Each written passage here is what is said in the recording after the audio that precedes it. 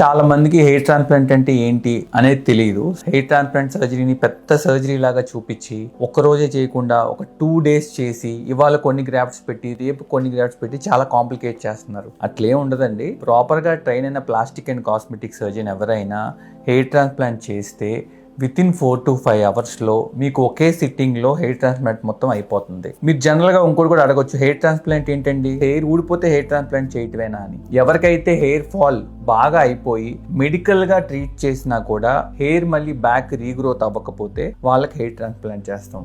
లేదు, జెనెటికల్ గా వాళ్ళ ఫాదర్ కానీ ఇంకెవరికన్నా చుట్టాలకు కానీ బాల్నెస్ హిస్టరీ ఉంటే, మేల్ ప్యాటర్న్ బాల్నెస్ అంటే పైదాకా ఊడిపోయి ఉంటే అట్లాంటి వాళ్ళకి హెయిర్ ట్రాన్స్ప్లాంట్కి వెళ్ళిపోతాం డైరెక్ట్ గా. సో హెయిర్ ట్రాన్స్ప్లాంట్ అనేది లోకల్ అనెస్థీషియా, అంటే జస్ట్ ఇక్కడ ఫ్రంట్ లైన్ వరకు ఇంజెక్షన్స్, ఇక్కడ జస్ట్ వెనకాల వరకు ఇంజెక్షన్ ఇచ్చేసి సింపుల్ గా చేసే ప్రొసీజర్. అండ్ దీనికి పెయిన్ అసలే ఉండదండి.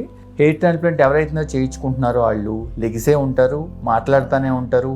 అండ్ జస్ట్ మార్నింగ్ వచ్చి హెయిర్ ట్రాన్స్ప్లాంట్ చేయించుకుని మధ్యాహ్నం ఇంటికి వెళ్ళిపోవచ్చు. సింపుల్ యాంటీబయాటిక్స్ ఇస్తాం, ఒక 1 week వరకు వాడుకోవచ్చు. సో హెయిర్ ట్రాన్స్ప్లాంట్ ఎప్పుడైనా ట్రైన్డ్ ప్లాస్టిక్ అండ్ కాస్మెటిక్ సర్జన్తో హెయిర్ ట్రాన్స్ప్లాంట్ చేయించుకుంటే you are in a safe hands.